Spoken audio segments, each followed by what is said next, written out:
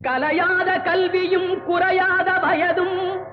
ஓர் கபடு வாராத நட்பும்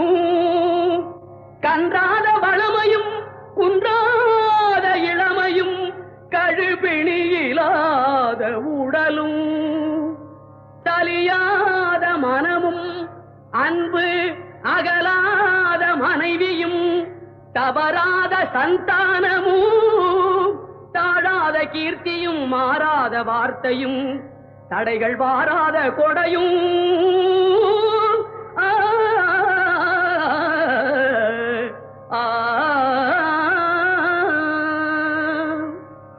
தொலையாத நிதியமும்